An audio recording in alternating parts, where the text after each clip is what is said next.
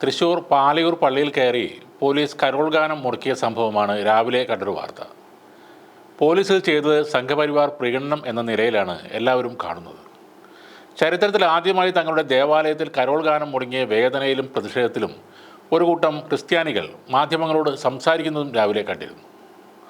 Thrissur Palayur cent Thomas തീർത്ഥാടന കേന്ദ്രത്തിൽ പള്ളി കരോൾ ഗാനം പാടാൻ അനുവദിക്കാതെ ക്രിസ്മസ് ആഘോഷം മുടക്കിയത് കേരള പോലീസാണ്. കരോൾ പാടിയാൽ തൂക്കിയെടുത്ത് എറിയുമെന്ന് ചാവക്കാട് പോലീസ് ഭീഷണിപ്പെടുത്തിയതായാണ് പള്ളി അധികൃതരുടെ പരാതി. ഇതൊരു ആസൂത്രിത സംഘപരിവാർ അജണ്ടയാണ് എന്ന് പറയാൻ ഒരു കാരണം കൂടിയുണ്ട്.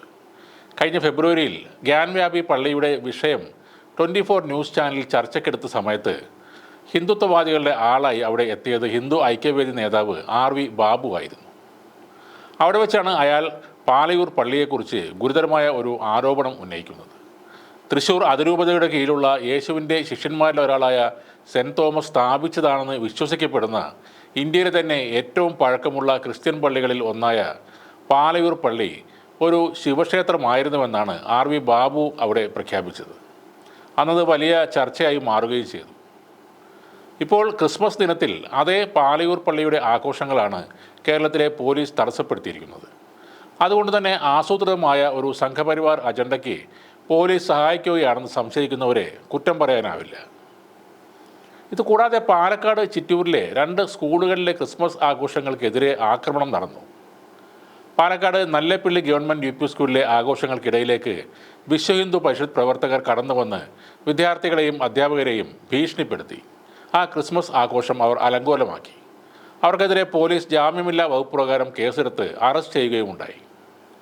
പാലക്കാട്ടെ തത്തമംഗലം ചെന്താമര നഗർ GBU UP സ്കൂളിൽ വിദ്യാർത്ഥികൾ ഒരുക്കിയ പുൽക്കൂട് നശിപ്പിച്ചു.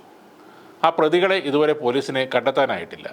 2 സംഭവങ്ങളിലും സംസ്ഥാന ന്യൂനപക്ഷ കമ്മീഷൻ സ്വമേധയാ കേസെടുക്കുകയും വിഷയത്തിൽ 15 ദിവസത്തിനകം വിശദമായ റിപ്പോർട്ട് സമർപ്പിക്കണമെന്ന് ആവശ്യപ്പെട്ട് ജില്ലാ പോലീസ് മേധാവിക്ക് നോട്ടീസ് അയക്കുകയും ചെയ്തിട്ടുണ്ട്. ക്രിസ്ത്യാനികളുടെ ആഘോഷങ്ങൾക്ക് നേരെ നടന്ന ഈ 2 ആക്രമണങ്ങൾ കേരളം വലിയ ആശങ്കയോടെ ചർച്ച ചെയ്യുന്ന സമയത്താണ് തൃശ്ശൂരിലെ പാലയൂർ സെൻറ് തോമസ് തീർത്ഥാടന കേന്ദ്രത്തിൽ പള്ളി കരോൾ ഗാനം പാടുന്നതിനെതിരെ കേരള പോലീസ് തന്നെ രംഗത്തേക്ക് വരുന്നത്. സംഘത്തിന് പകരം പോലീസ് തന്നെ അവിടെ നേരിട്ടെത്തി. ഇത്രയും മോശമായൊരു ആഭ്യന്തര വകുപ്പ് കേരളത്തിൻ്റെ ചരിത്രത്തിൽ ഉണ്ടായിട്ടില്ല. അതിൻ്റെ ദുരന്തങ്ങൾ അനുഭവിച്ചു കൊണ്ടിരിക്കുന്നത് സ്വന്തം പാർട്ടിക്കാർ കൂടെ ആണെന്ന സത്യം ഭരണകക്ഷിയെങ്കിലും മനസ്സിലാക്കേണ്ടതാണ്. 8 വർഷങ്ങൾ തുടർച്ചയായി ഭരിച്ചിട്ടും പോലീസിനെ നല്ല രീതിയിൽ കൊണ്ടുപോകാൻ പിണറായി വിജയൻ എന്ന ആഭ്യന്തരമന്ത്രിക്ക് കഴിയുന്നില്ല.